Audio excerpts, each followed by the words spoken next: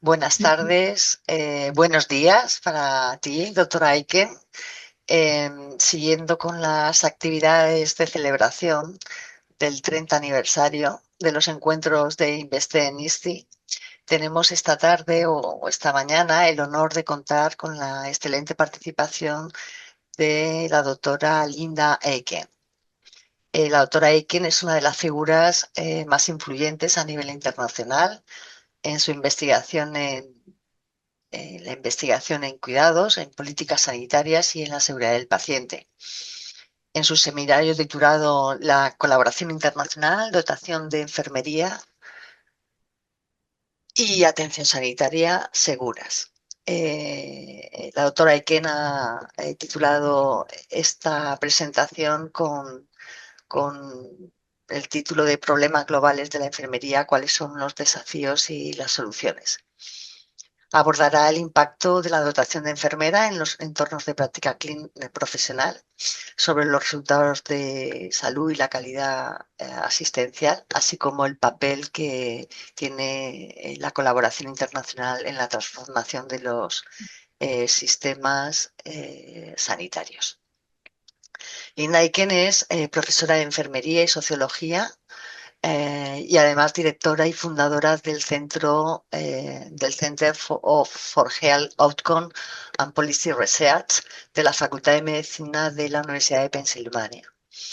Ha publicado más de 400 artículos científicos y es miembro electa de la Academia Nacional de Medicina de Estados Unidos y es presidenta de la Academia Americana de Enfermería. Además, la doctora Aiken es una de las 9 mujeres representadas en el mural Pioneers en el campus hospitalario de Vall d'Hebron de Barcelona, creado para conmemorar el Día Internacional de la Mujer y la Niña en la Ciencia. Asimismo, recibió el premio Christian Reman del Consejo Internacional de Enfermeras por su investigación pionera sobre la carga de trabajo de enfermería a nivel internacional. En esta línea todos la conocemos por su proyecto internacional RN4CAST, que es uno de los proyectos desarrollados desde su centro y basado en su investigación. Es el mayor estudio internacional sobre cuidados de enfermería y resultados de salud en pacientes.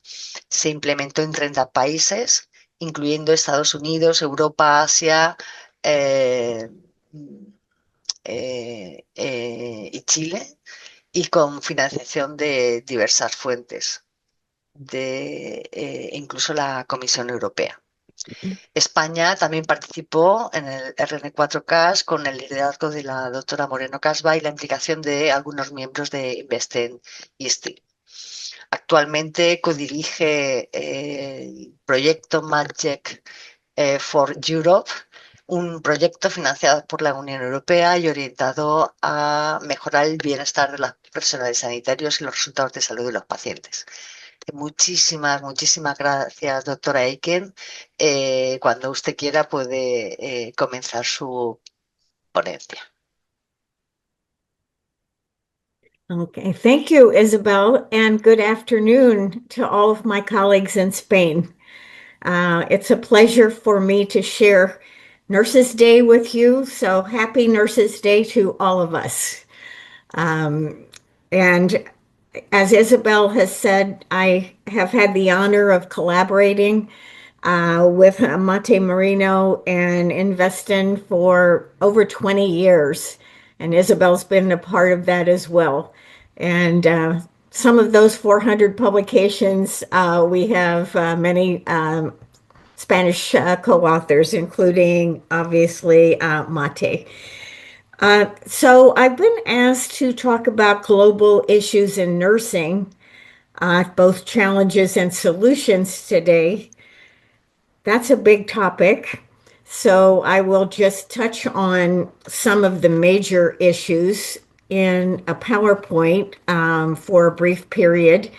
And then I hope we could have a discussion and you could raise your own questions either about what I've talked about or any of your own questions as well at the end. So, Isabel, if we could go to the first slide. So, this slide is a cartoon that was published in most US hospitals in 1999. It was the result of a paper that we published in the Journal of the American Medical Association. And if you look at it, it's got two patients in hospital beds in a room, and in between them, there's a newspaper that's on the table. And the headline in the newspaper is Patient's Health Linked to Nurses' Workload. And that was the main point of the paper. And so that was the first time really that it came to the public's attention. And this is like 25 years ago now, that nurses were experiencing such high levels of burnout. And it's unfortunate that this is a 1999 cartoon, but it's the same today, 25 years later.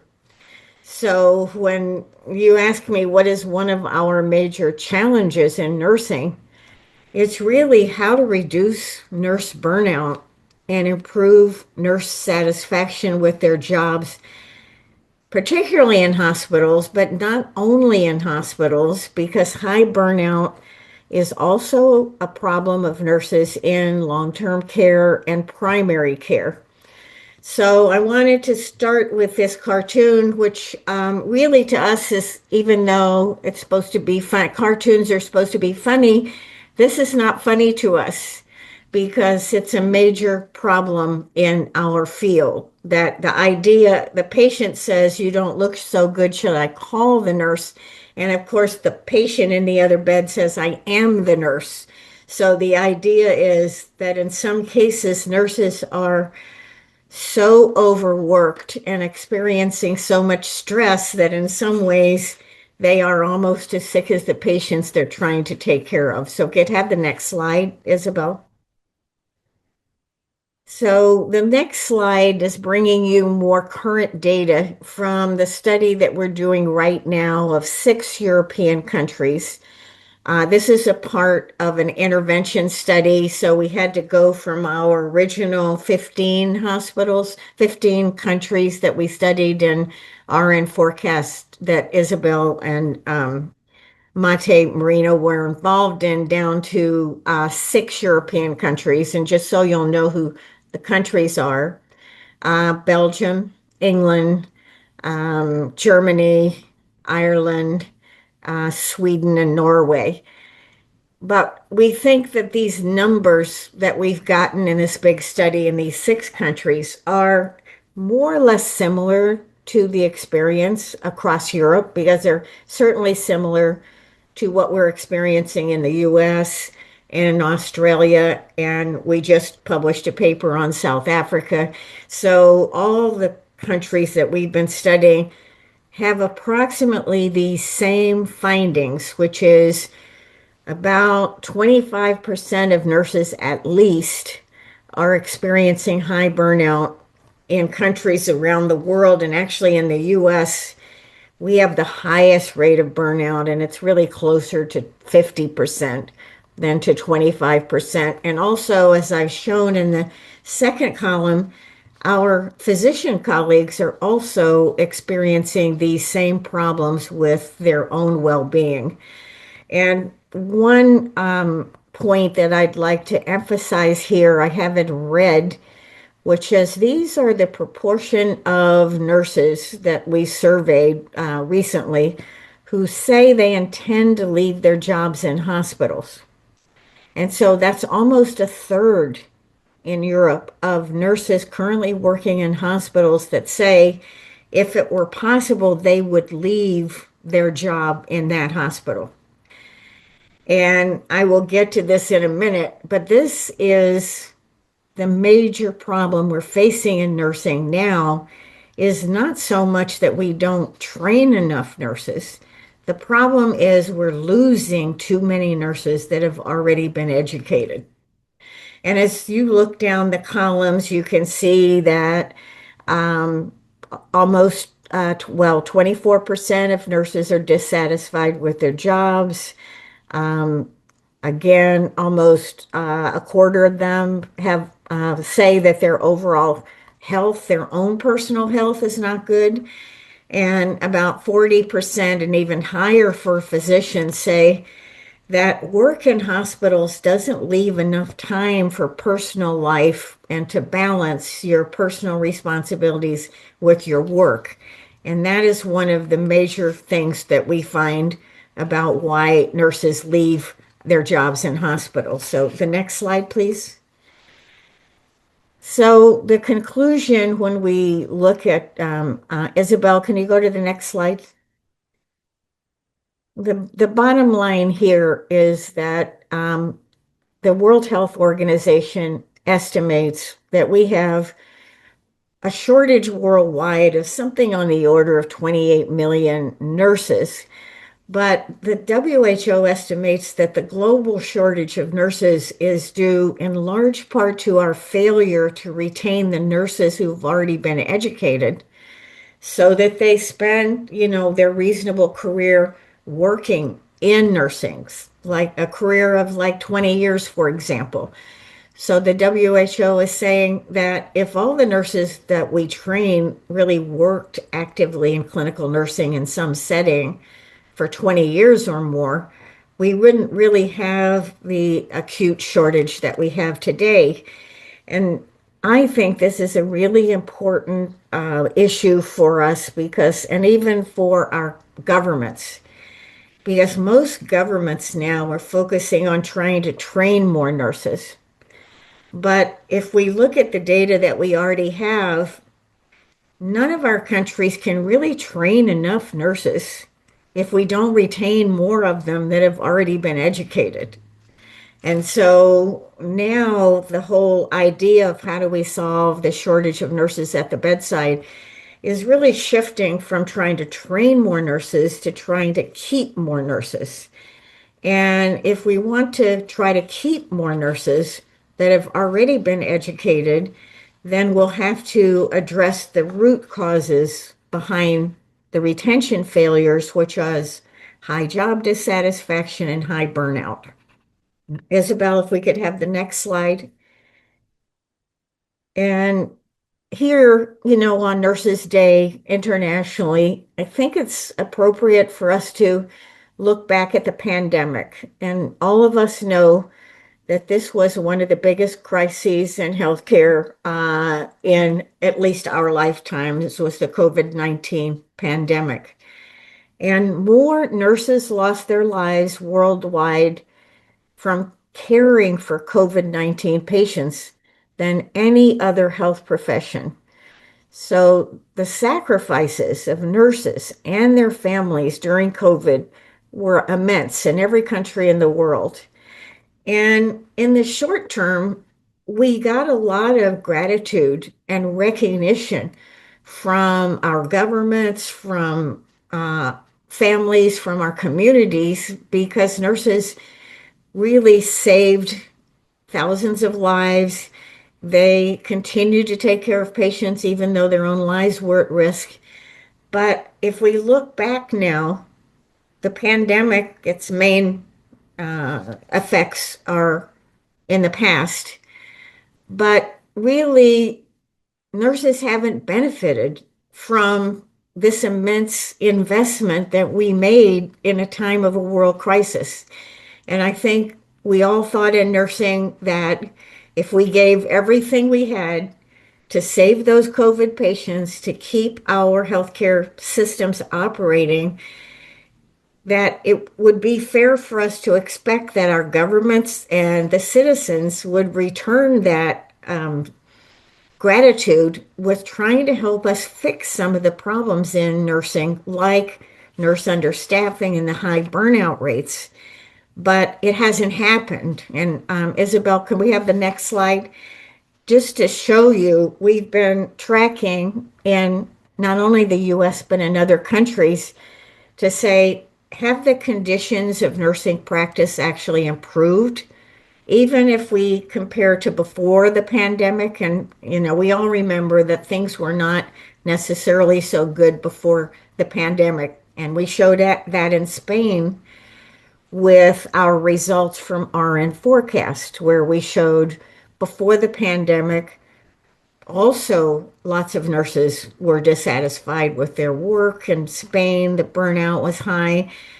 This slide that I have before you is US data, but it's not any different in other parts of the world, where the red column shows, for example, on the far left, the proportion of nurses that said they were dissatisfied with their hospital jobs before the pandemic. So that was 27%.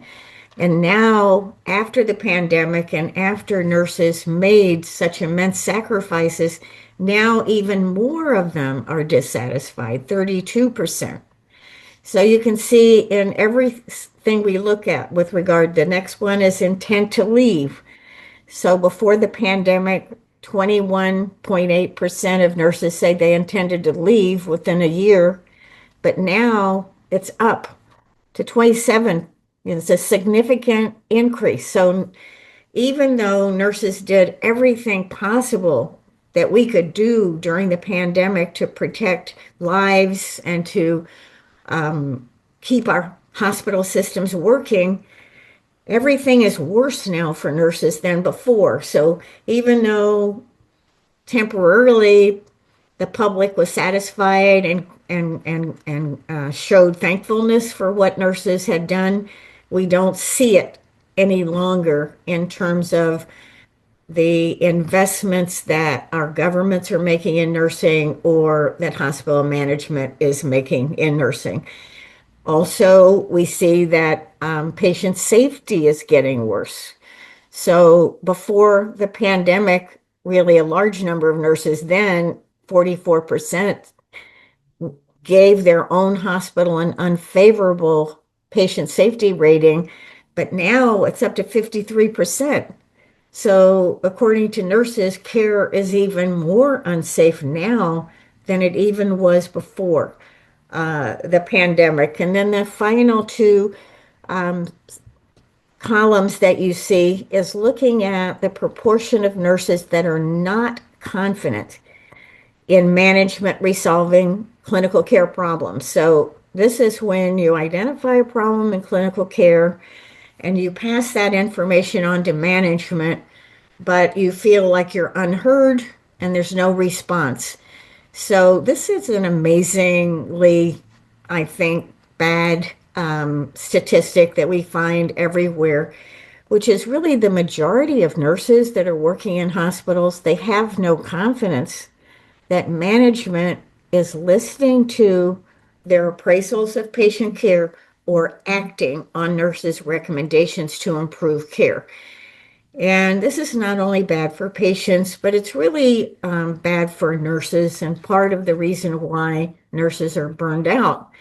Because if you try as hard as you can to do the best you can for patients, but you're not getting any cooperation in your own hospital, I mean, that's very discouraging over time. If we could have the next slide.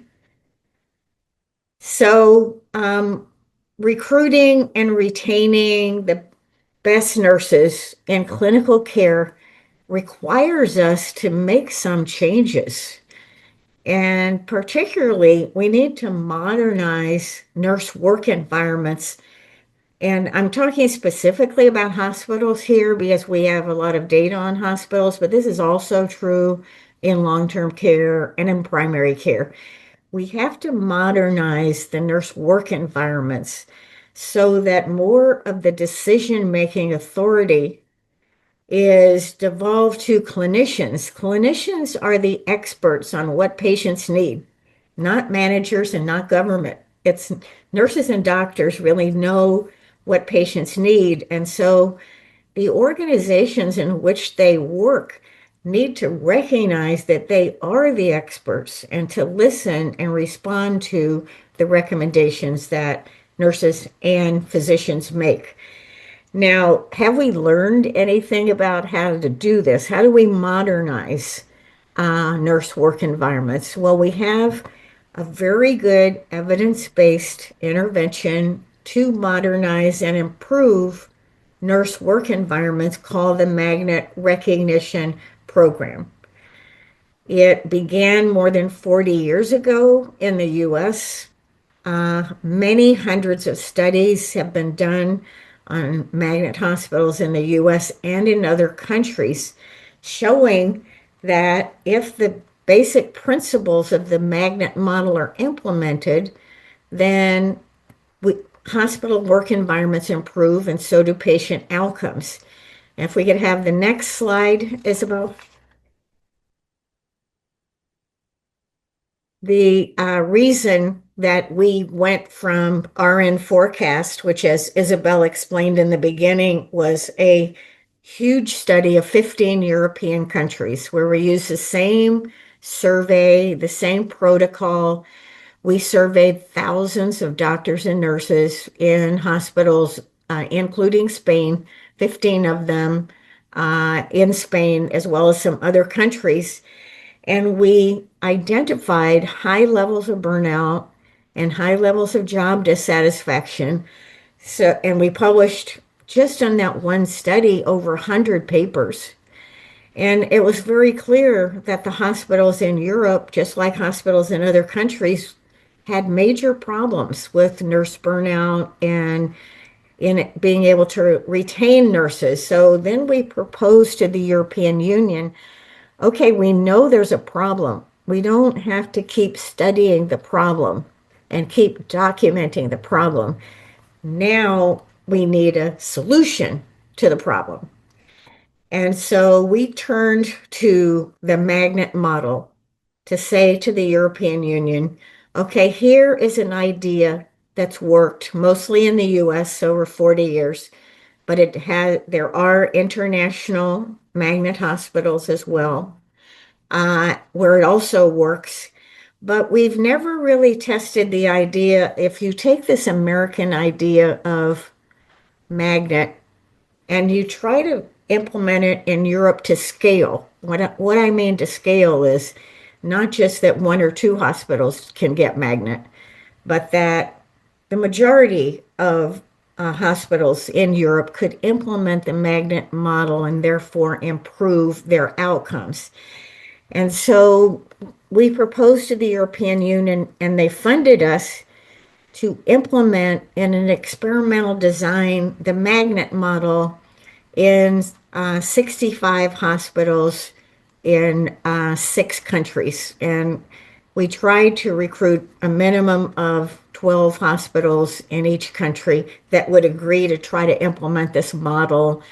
We had somewhat more success in some countries than others in recruiting, but in Belgium, Germany, Ireland, and England, we had a large number of hospitals that volunteered to work with us. And if we could have the next slide, in case you don't know that much about the Magnet Hospital, the next, is going to kind of explain what we did in Europe.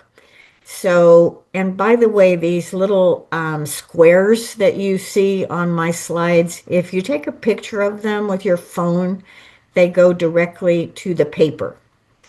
And Isabel, we haven't talked about this, but hopefully maybe you will find a way to post these slides so people could go on a website maybe after this is over and they could go back over the slides and use their phones to refer to the papers if Sí, they want to go back to them. sí, Linda, esta sesión se graba y la vamos a poner en el canal YouTube para que luego pueda acceder todo el mundo. Gracias. Okay, great. Okay, so just what is the Magnet for Europe intervention so you'll know what we did there? Well, the first thing that we decided would be important is it's hard to take a concept from one country and implement it in another country to have an understanding of what the elements are. So we basically, for all of the 65 hospitals in Europe that agreed to participate in this experiment, They were given a U.S. experienced U.S. magnet hospital as their twin. So they worked together. The commitment originally was to work together over 4 years uh, in a co-design kind of intervention, but now it's 6 years and they're still working together. So it's a very close collaboration. I think this is the largest international collaboration there's ever been, with 65 hospitals in one country twinning very closely with 65 hospitals in another country. And, I think aside from magnet, the fact that we get such good outcomes, which I'll show you in a minute, shows how much we could really do if we did more international collaboration with one another. So we had one-to-one twinning, and then we had monthly learning collaboratives. And unfortunately, as soon as we started Magnet for Europe, that's when the COVID pandemic broke out. So we had to start doing our learning collaboratives online uh, while the travel bans were in effect. And it's kind of amazing that Magnet for Europe was so successful, and none of the hospitals dropped out. And, we were in the middle of the COVID pandemic, and none of the 65 hospitals in the US dropped out, and none of the 65 hospitals in Europe dropped out. So I think this shows how much hospitals really want to change. We also did a rigorous scientific evaluation. We've published now a number of papers from Magnet for Europe. So again, if you're interested in the papers, you can follow the QR codes to actually get those papers. And the next slide, Isabel, please. In case you are not knowledgeable about the magnet model, this is a figure that kind of explains its major elements. And before I even go further, I do want to say congratulations to University Hospital in Navarra and Pamplona that it did successfully apply for and get magnet status. So that is the first hospital in Spain that has become a magnet hospital. And so they have joined the Magnet for Europe Consortium, which is getting ready to open up and be able to invite other hospitals from Spain to join. And I know there are a number of hospitals. So just in terms of what the major elements are in the magnet model, I would say that the two most important elements are what is called structural empowerment. What this means is that there's an organizational structure that's represented by important hospital committees that has participation of knowledgeable clinical nurses that are patient care nurses and physicians and others in the hospital. But these are important committees like the Patient Safety Committee. It could be what we call shared governance committee, which means this is a interdisciplinary group of clinicians that get together to try to solve problems in the hospital, like the problem I mentioned earlier, that 70% of nurses say that hospital management doesn't respond to problems that clinicians identify in patient care. So the shared governance committee would take that on and start working with management to try to solve those problems. So structural empowerment means that the clinicians who know the most about patient care, and the main product of hospitals is patient care. So the people that are providing patient care are the most important people in the organization, and they should be listened to. So this idea of structural empowerment is that you build a structure that so it doesn't depend on who is the executive director of the hospital. You build a structure of accountable committees that report and are responsible for improving the work environment. And then the idea of transformational leadership is also very important.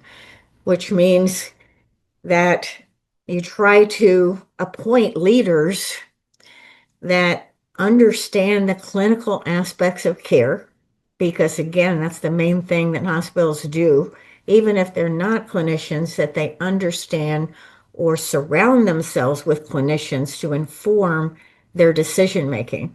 And this goes all the way down to, for example, nurse managers.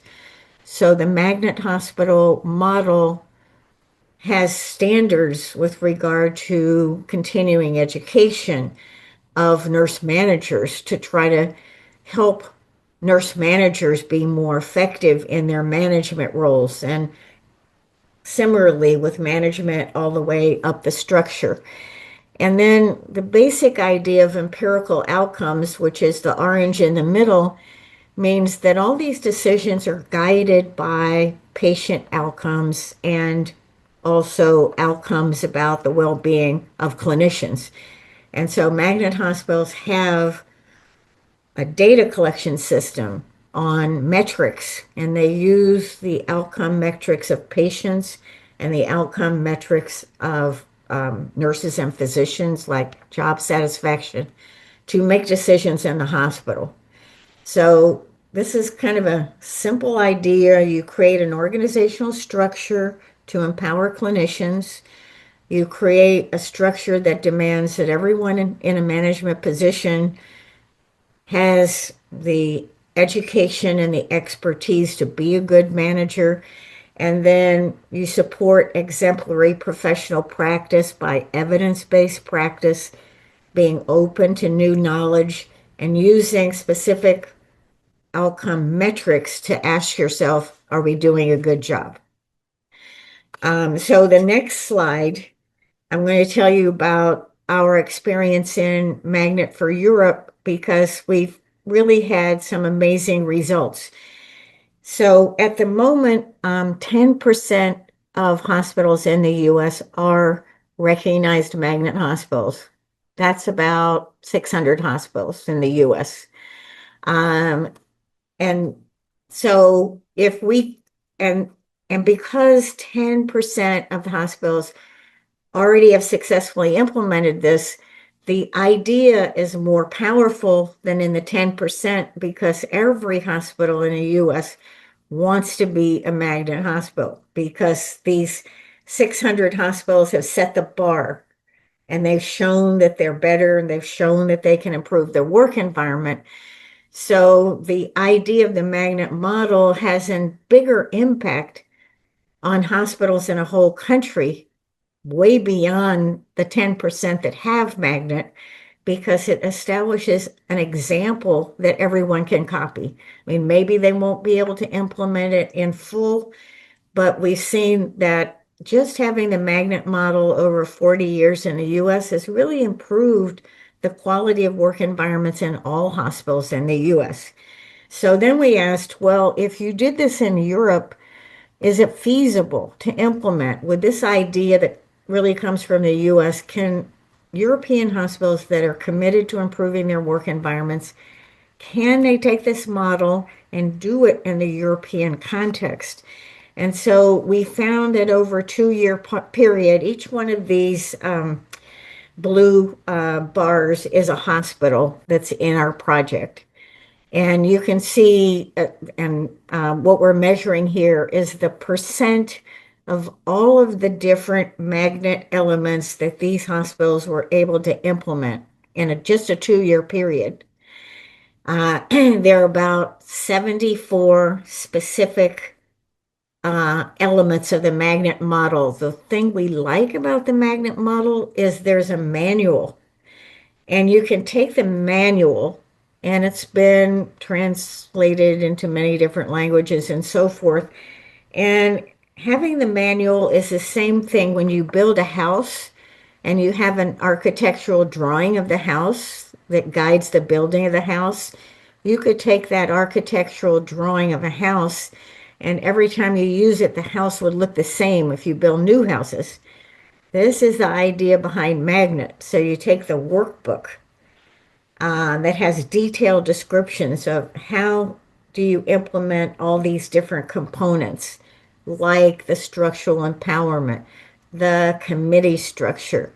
How do you create the idea of um, innovative leaders? And how do you collect the data and then use it for practice? So all these things are in the manual. So what we found just in 2 years, and remember we were in the midst of the COVID pandemic when we were implementing this, that the average hospital in our experiment in Europe implemented 50% of all the requirements of Magnet in 2 years.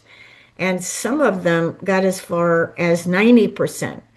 So some of our hospitals in Magnet for Europe have already submitted their applications. There's also another related project with Magnet. It's called Pathway. It's an associated project. We normally, just not to confuse everybody, we call everything Magnet, but there are two programs. There's one is Magnet, the other is Pathway, and already three of our hospitals have attained the Pathway status, which is a variation of Magnet. So the idea, the first thing we asked is it even feasible for this model to be implemented in Europe? And the answer is yes. It is. And so we've continued it now for a longer period of time so that all the hospitals will have a chance to implement it under these conditions, working with another hospital. So, Isabel, could you go to the next slide? And the next slide is a little bit complicated. You can just see that we've now published the first big paper of our outcomes for Magnet for Europe and the big journal Medical Care. And what we found was that in the hospitals, just in 2 years, that completed a high number of the requirements, they had a 6% reduction in high nurse burnout. And again, this was during and right immediately following COVID when burnout was very high. So even during the pandemic, the intervention was successful in a significant reduction in high burnout, a significant reduction in the proportion of nurses that intended to leave.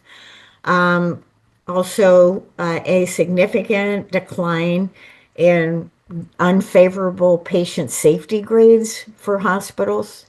So we show in this outcomes paper, which is really an interim outcomes paper, that not only is it feasible to implement this in Europe, but you get the same results in Europe that we've gotten in the US, which is significant. If we look at the outcomes of magnet hospitals in the US, they are significantly better in every outcome than hospitals that are not magnet. Their clinicians are much more satisfied and less burnout, and the turnover is lower, and the patient outcomes, including mortality and infection, and every outcome is better in magnet hospitals. So we're still doing this in Europe, but the basic idea is it seems to be feasible and it seems to have the same positive effects. And if we get the next slide, Isabel.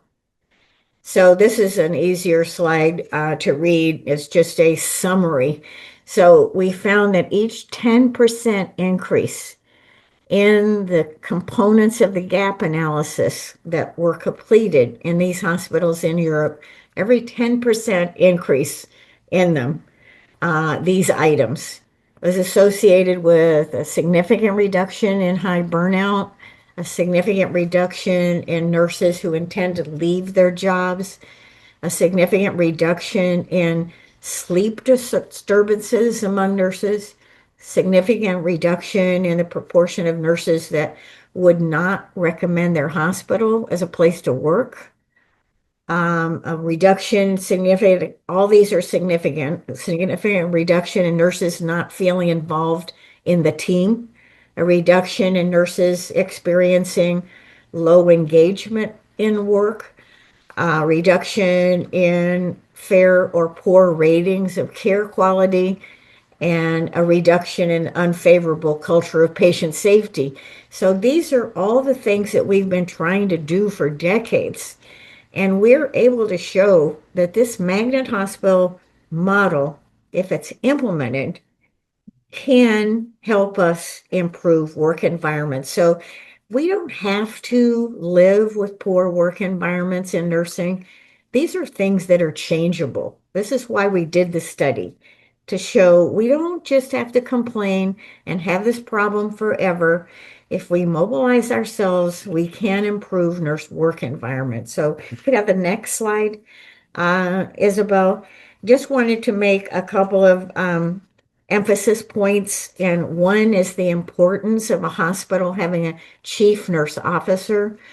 There are some countries in Europe where the government basically eliminated all the chief nurse officers. I mean, sometimes our public officials try to do things that are in the best interest of good care, but often they're not clinicians and sometimes they don't know the data. So we've known for a long time that having a chief nurse officer in a hospital or any kind of healthcare organization is very important to the well-being of the clinicians and the patients, because what that chief nurse officer does is they translate evidence for managers and for public officials who are not clinicians. So that nurse's job is always to be representing the nurses at the clinical interface and trying to describe to managers and public officials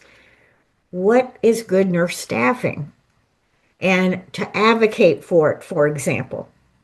And the reason why we found that having a chief nurse officer is actually very beneficial, not only to nurses, but to doctors and all the other people that work in hospitals, is that really nurses are responsible for integrating all the services at the patient care level at a hospital. And so you don't have a good integration of all the services across medicine and physical therapy and other fields unless you have a clinician who's not just a doctor, but a nurse who is responsible for integrating all those services. And so we found that even the implementation of Magnet for Europe was much more effective in hospitals where there is an engaged chief nursing officer. And one of our big successes is Norway is a country in Europe that has no chief nurse officers in any of its hospitals. And so we were able to demonstrate to the ministry that it was important that they return those chief nurse officers. And so they're in the process now of changing their whole national plan at the ministry level to bring chief nurses back to their hospitals. The next slide, if we could, Isabel, this is another point that I wanted to make that we found in all of our research. Hopefully, we have both some leaders on the phone and some clinical nurses. And what we found in studying 1,000 hospitals and nurse managers in them and the clinicians that are working under these nurse managers is uniformly in every country, if you ask nurses how many patients can a nurse safely care for in your hospital, the nurses at the bedside always say that the care is more unsafe than the leaders do. So another way to say that is nurse leaders are more positive about their appraisal of nurse staffing adequacy than their own nurses. And this is a big problem and contributes to higher burnout, and it exists in every hospital.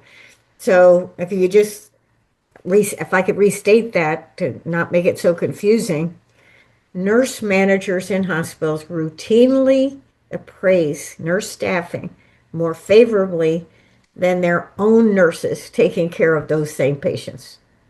So this disconnect between nurses at the bedside and their own managers about the adequacy of nurse staffing is at the heart of some of these problems with turnover and job dissatisfaction. If we could have the next slide, I'm almost finished with my slides and we'll open up the conversation.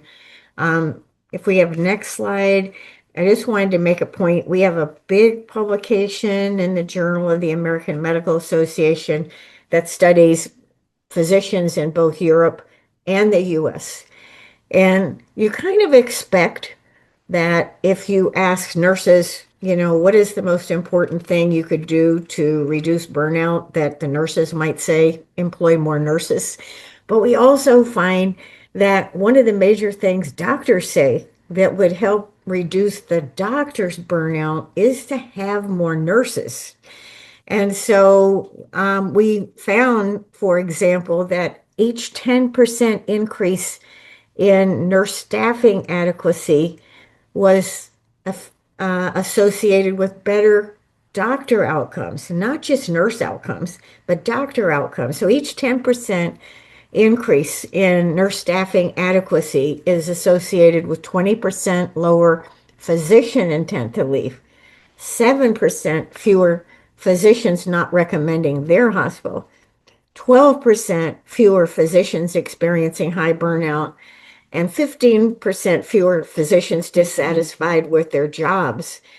And so the point of this slide and why it was published in such a big international journal was to show that having too few nurses is not only at the heart of the problem of high burnout among nurses, it's also an important factor in high burnout and dissatisfaction among doctors and poor patient outcomes. So this is an important finding of Magnet for Europe. So the final slide, Isabel, just some conclusions from our work globally is we agree with the World Health Organization that the shortage of nurses cannot be solved until nurse retention is improved.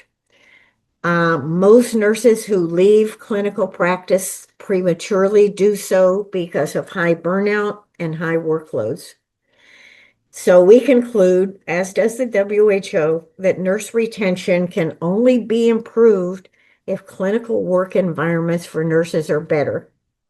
And then we also conclude that Magnet for Europe provides a convincing evidence base that it's possible to improve work environments, and that when we do improve nurse work environments, that nurse retention improves along with patient outcomes. So the work environments really need to be modernized. We know how to do it now, and it's the only solution really to improve nurse satisfaction, the recruitment and retention of the best nurses, and to provide safe care to patients. So there, Isabel, is my presentation. So maybe if we could close the slides and then we could go back to questions and discussions and comments. So. Muchísimas gracias, doctora Aiken, por esta excelente presentación. Actualmente tenemos a 75 participantes, 73, perdón. Y de nuevo, gracias por estar aquí celebrando el Día de la Enfermería y también el 30 aniversario de Investen, ¿de acuerdo? Entonces, si os parece, vamos a hacer un turno libre de palabras. Si queréis, os podemos dar acceso, podéis levantar la mano y yo os voy indicando el poder hablar o formuláis la pregunta en el chat, ¿de acuerdo? Yo, si os parece, mientras se anima el resto de compañeros, si te parece bien, voy a empezar yo el turno de preguntas. Y vamos, que seamos hospitales magnéticos creo que es algo importante. Sí que es importante también ver la posibilidad de ese traslado, ¿no? Te hemos comentado que actualmente la ley española, se está proponiendo, digamos, una ley para establecer, digamos, cuál es el número de profesionales de enfermería que debemos incorporar en nuestros contextos o ámbitos de actuación, ¿no? Actualmente, a través de una iniciativa ciudadana en 2018, se encuentra en revisión parlamentaria, ¿vale? El Ministerio de Sanidad actualmente, junto con su comité de cuidados, está intentando desde hace varios meses pues, empezar a establecer, digamos, ese borrador para medir complejidad, ¿no?, de la atención a nivel individual y a partir de ahí establecer esas necesidades de cuidados y necesidades, ¿no?, de atención por parte de las enfermeras y digamos, las TCAE o las técnicos de enfermería. A partir de aquí, quería preguntarte, ¿qué recomendaciones darías a un sistema de sanitario público? Porque entiendo que todos los hospitales que están dentro de la mayoría de los estudios son del sistema privado, ¿no? Con lo cual, para que haya una futura regulación de dotación de enfermera basada en la intensidad y en la complejidad de los cuidados, que sea a su vez científicamente sólida, viable, organizativamente y aceptada, sobre todo por los políticos y gestores en un sistema nacional público, ¿qué o cuáles son las recomendaciones? Sé que una de ellas la has comentado, que en todos los hospitales o ámbitos de actuación haya un líder de enfermería, pero también has comentado que recogíais información relativa a las enfermeras y relativa a los pacientes, ¿no?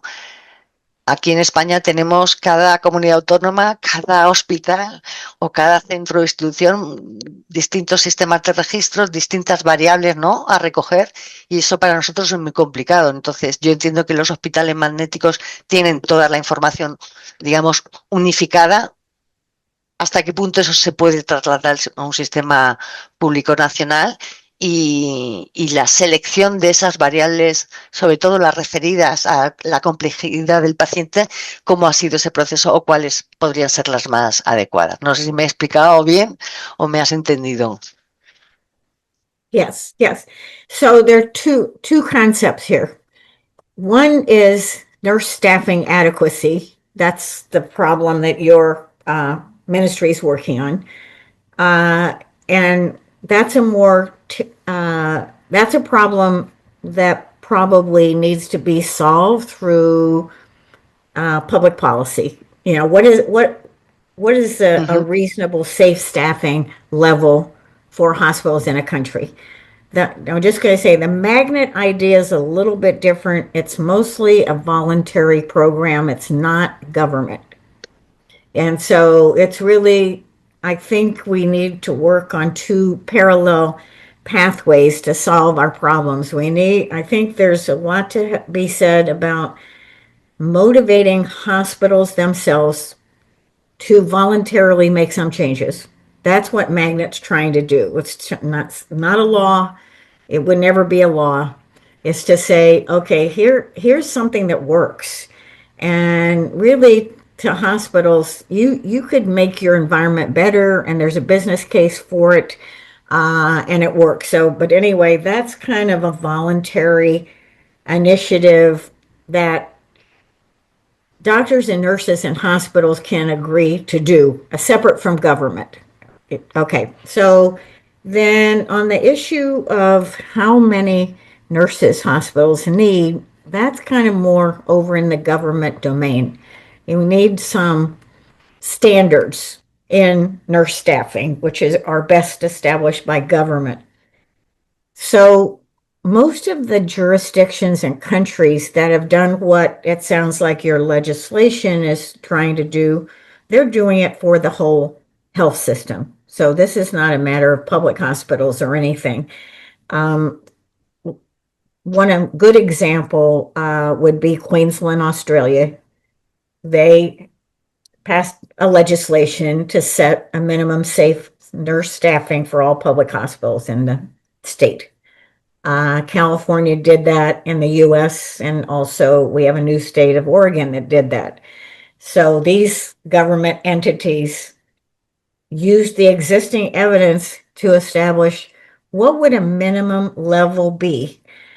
And they don't necessarily incorporate a classification system in the legislation.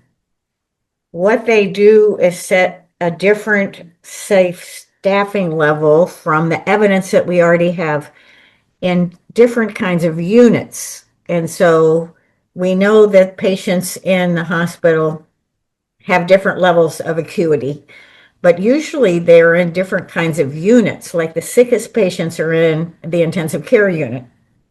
So instead of having a classification system, we assume that our professional classification system is working. And so all of the critically ill patients are going to be in intensive care.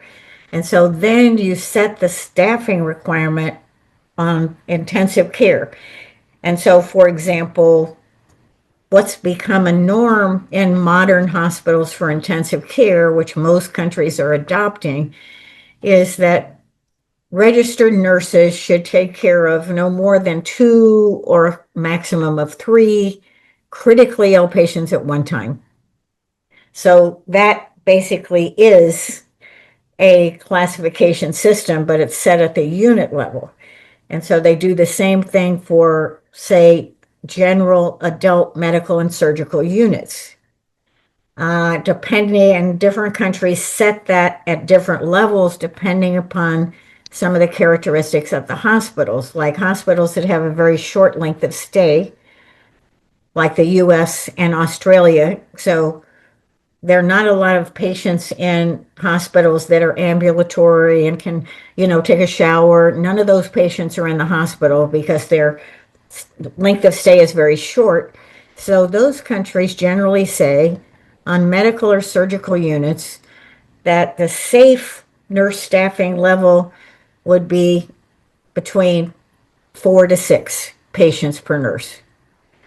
Some countries like Chile that has a longer length of stay, so they have more patients that are more independent, or in China, where the families play a role in care, they set the ratio somewhat differently.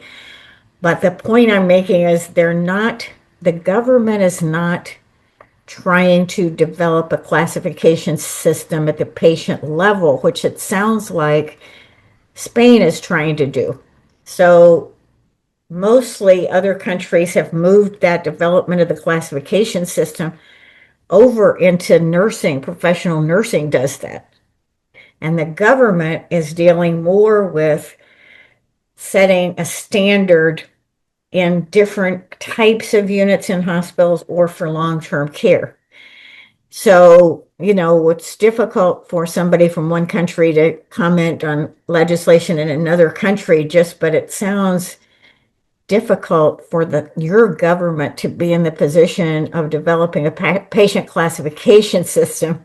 And maybe I'm sure that your own hospitals are using various classification systems now. And so the government might not need to do that, but maybe they could move over and look at, like the other countries, what might be a general, I mean, this is not the ideal, governments in general don't try to set an ideal staffing level. They mostly try to set a safe staffing level so that hospitals could, if they had the resources, they could staff more generously. I mean, that's a better goal, is to set a minimum level, not the best level.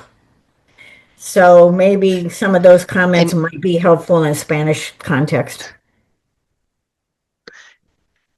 eh, Eloína, que nos lo comenta también, y esto también en algún momento nos lo hemos planteado, ¿no? Porque nosotros no solo nos planteamos medir la complejidad del cuidado para luego establecer la dotación segura de enfermeras. En el ámbito de la atención primaria, ¿cómo se mediría eso? ¿Habéis hecho alguna estudio referido al contexto comunitario de atención primaria? ¿O centros sociosanitarios de personas mayores o con problemas de salud mental, etcétera, que no son los hospitales? Well, most of the research is in hospitals at the moment. So, and most government policies take hospitals separately. So they might have on their long-term agenda to establish a safe nurse staffing standard, but they do it setting by setting. So they take on hospitals in one law, not in a single law, because it's too complicated to do it across settings in a single law. So they say, okay, this is a safe staffing in hospitals, separate law. Here is a safe staffing level in long-term care facilities. Uh, Usually it's a little bit more difficult in primary care because that's really more less about the ratio, but more about patients having access to a doctor and the waiting times they might have to get a visit in primary care rather than setting a ratio because a lot it would be more thinking about how many providers do you need per thousand patients to provide reasonable access. Because in primary care, some people won't come, some people will come a lot of times. So I think that's set better by the coverage so everyone has access to a doctor when they need care. And so to evaluate whether the care is sufficient in primary care, then we survey the patients and we say, do you have a primary provider that you have access to if you need to? And how long did you have to wait for an appointment? So it's a little bit of a different thing, but I don't think you'd ask your government all in one big legislation to try to deal with all these different settings at one time.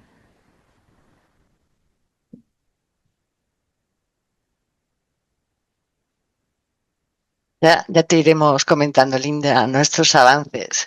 Sé que hay Okay. alguna mano levantada, pero no puedo ver cuál es la mano. No sé si Azucena puedes abrir tu... Hay...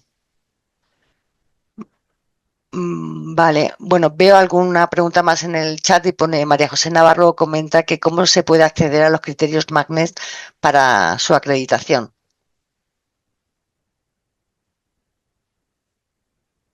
Acceder a los criterios. Yeah, so they're published and publicly available from the American Nurses Credentialing Center.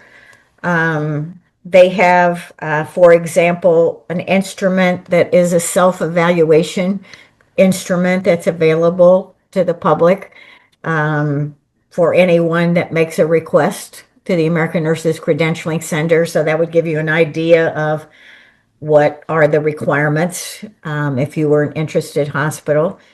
I mean, I think for practical reasons in Spain, that you now have a magnet hospital, and I know Carmen, the leader at that hospital, would be, interested in answering questions from other Spanish hospitals about, what are the requirements for magnet, and maybe, they should start offering some ¿Y information el manual sessions. también está accesible? Well, you have to purchase the manual, but it's available for purchase. Vale, perfecto. Aquí hay otra pregunta en el chat que comenta, creo que bastante interesante también. Bueno, primero es Serafín, en el que dice que le da las gracias por su presentación y que ha sido muy estimulante y agradecerle todo lo que ha hecho, ¿vale? Su pregunta concreta es que qué papel desempeñan los pacientes y sus familias en el modelo de los hospitales Magnet. Well, the magnet hospital model is very patient and family centric. And so some of the requirements require you to show, how do you engage patients and families in care? When I said there were like 74 different items that comprise this, it's gap analysis, they call it, or the tool for assessing a hospital's readiness. A number of those items have to do with showing evidence that patients and families are engaged in their decisions about their own care. So it's a very patient-centered kind of idea. Pilar Andreu comenta, dice, ¿cómo influyen las condiciones del entorno laboral en la participación de las enfermeras en la investigación y en la aplicación de evidencia científica en hospitales o centros de salud? The research on working conditions has been very influential in changing work environments. That's a little answering it. And I'm not sure exactly what the question is. There's a lot of research now on work environments, and a lot of hospitals are using that research to change work environments. I mean, that's where the whole magnet idea came from. It's all research based. Yo no sé si se refería a que el ser un hospital magnético también favorece que las propias enfermeras investiguen en su entorno de trabajo, que generen y utilicen la evidencia Yes. científica. Okay, well, one of the requirements for magnet hospitals is nurses have to do research. So, yes, so you have to show evidence that nurses are engaged in research and in evidence-based practice. Like evidence is basically used to design interventions. So there has to be some evidence that nurses have access to evidence and they're using it in practice. But also there's some requirements that nurses should be engaged in research because we have a lot of questions we don't know the answers to.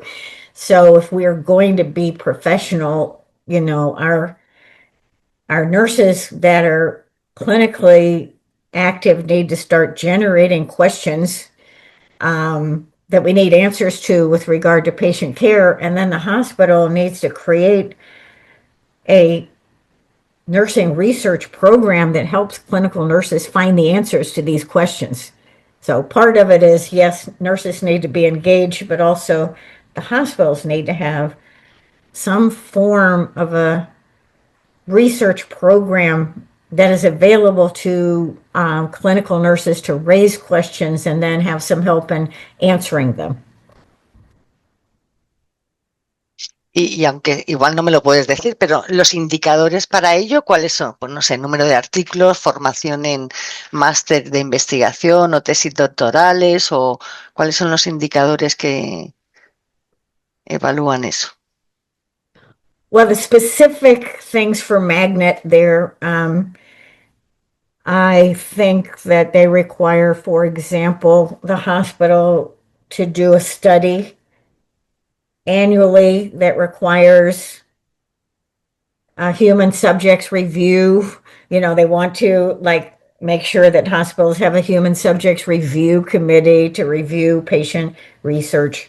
So I think one of the requirements is just why magnet hospitals like to work with us is that they have at least a study going on most of the time that is on a question that's important to practice. And then they take the findings and show that they're using the findings to improve practice. So there's not a number of publications or anything like that.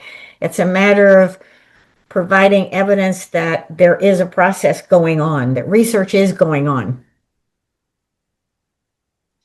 Vale, aquí también hay otra pregunta sobre el hospital magnético y comenta el tema de la reacreditación o del seguimiento, ¿no? Es decir, una vez que se obtiene ese marchamo de hospital magnético, ¿qué indicadores o qué seguimiento se hace sobre ese hospital para, entiendo, su reacreditación o su mantenimiento? ¿Cada cuánto tiempo, etcétera? No sé si me he explicado. The hospitals have to apply for redesignation every 4 years. So they basically build on the application originally, and they show that they are continuing to do the same things that they did, in order to get the requirement. And so that requires them, for example, to follow 3 clinical problems. For example, falls would be one of them. If they can choose, what kind of metrics they want to follow. But I think in general, they have to follow 3 patient outcomes. One could be patient satisfaction. So they have to have a method of tracking it. They have to show that they're taking into account their findings over time, or falls would be another one. or possibly central line infections, but there's a choice of what metrics that you want to follow. And so you'd have to continue to do that, but you'd still have to provide evidence on all of the different pillars. You'd have to show that there's a shared governance model for it. These are all outlined. So they're all requirements that you have to show evidence for that you have achieved originally to get the designation. And then every 4 years, you have to show that you still are following those standards, basically. Y entiendo que si no hay gobernanza de enfermeras y un trabajo conjunto con gerencia, médicos, etcétera, es imposible establecer este modelo, ¿no? Well, it would be, yes, very hard to get it, but these things are not as hard as they sound. What we're showing in Magnet for Europe is you can take just a usual hospital. There's nothing unusual about these European hospitals that are in our study, just like in the US. All kinds of hospitals, big and small, teaching hospitals, community hospitals. Any hospital that takes this manual and starts working on implementing them, they can get this.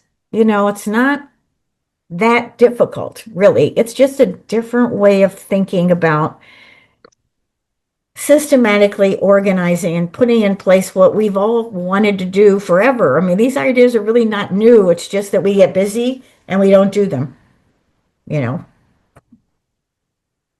Implementar. Y creo que no hay ninguna pregunta más que yo sepa en el chat, y si no me decís otra cosa, y perdona Linda que insista en esto, pero ¿cuáles han sido, digamos, el procedimiento para seleccionar qué variables se recogen de los resultados de salud de los pacientes? Es decir, podríamos recoger mucho dolor, infecciones, etcétera. ¿Cuál ha sido el procedimiento de decidir cuáles son las variables importantes para establecer, digamos, esa variable de resultado, ¿no? Well, again, in the manual, they have spelled out, you have a choice among different outcomes that have been shown over time to reflect not only quality of care for, specific patients, but overall quality of care. So the requirements of Magnet, give you a choice of which metrics to follow. But you can't choose anything. You have to choose from a list pretty much. But these are common things that hospitals follow all along. I mean, patient satisfaction is required and nurse satisfaction is required. So you'd have to do annual surveys of, but some of the clinical metrics you could have a choice of. But most of them involve something like pressure ulcers, falls, different kinds of infections. Vale. Y yo creo que la última pregunta, si no hay más, ¿es muy caro esto? Costes. Yes, I would say it would be expensive, but and that's been one of the reasons why it hasn't disseminated. I mean, I don't have anything to do with the Magnet program, just so everyone knows. It's not my program. It's not my fees. I would have no fees if it was for me. Okay, but the real program has fees, and I would say that they're substantial. But there's also a good business case that can be made for the return on the investment. Because if, for example, magnet hospitals have much lower nurse turnover. Nurse turnover is very expensive, depending on what country it is. Like in the US, the estimate is that every nurse you have to replace costs you at least $60,000. to go find another nurse and all the things that are involved. So most of the hospitals in the US are investing multiple millions of dollars because of their turnover. So the magnet hospital really reduces nurse turnover, so it saves the hospital money. Also, another thing that magnet hospitals do is it reduces the patient length of stay. So that reduces expenditures by reducing the length of stay. And so the business case is trying to make the point that there are savings that can be made by improving the work environment, and that those savings can then be used to finance application fees to Magnet, which, puts you in a network, which then helps. There's a value to Magnet that goes beyond just beyond getting the accreditation. There's a whole international network of magnet hospitals that work together and help each other solve problems. And so that is a value of being magnet. So there are different papers that show that the amount of money that the hospital has to pay in fees is returned in these cost savings by reducing turnover and length of stay and reducing complications and some of these other things. But also a point that I would make is that the magnet is a model, and the model is separate from the actual accreditation. So what we're trying to do in Europe is say, you don't necessarily have to apply to this specific accreditation that has a fee. We're saying that the model has these definable elements. If you implement the elements, which cost nothing, they're public knowledge. If you implement that, then you'll get a better hospital. Whether or not you apply for the accreditation, that's a separate thing. Pues creo que no hay ninguna pregunta más. Si os parece, voy a hacer el cierre de la sesión. De nuevo, otra vez, muchísimas gracias, doctora Aiken, por todo su trabajo, por estar aquí hoy y compartir con nosotros, pues eso, no solo el conocimiento y la experiencia, sino también pues esa visión integradora, humana y transformadora de los cuidados y de los sistemas sanitarios. Tenemos un reto, creo que sus lecciones nos van a ayudar muchísimo y como usted misma señala en algunas de sus reflexiones académicas que hemos visto en su universidad, el objetivo de su investigación es determinar cómo se puede modificar el contexto organizativo de la atención sanitaria para promover mejores resultados de los pacientes. Y creo que hoy hemos podido comprender plenamente la relevancia y el impacto internacional de este objetivo. Quisiera también, obviamente, agradecer a la participación de todas aquellas personas que están detrás, todos aquellos enfermeras y enfermeros que nos siguen en esta sesión conmemorativa del 30 aniversario de los encuentros de Investen. Y ha sido de verdad un verdadero privilegio compartir este espacio de reflexión y creo que para todos un aprendizaje conjunto, ¿no? Muchísimas gracias a todas y a todos y especialmente a usted, a la doctora Aiken, y aquí nos tiene y aquí estaremos para lo que usted necesite, ¿de acuerdo? Thank you very much. It's my honor to have the chance to speak with you. Thank you so much.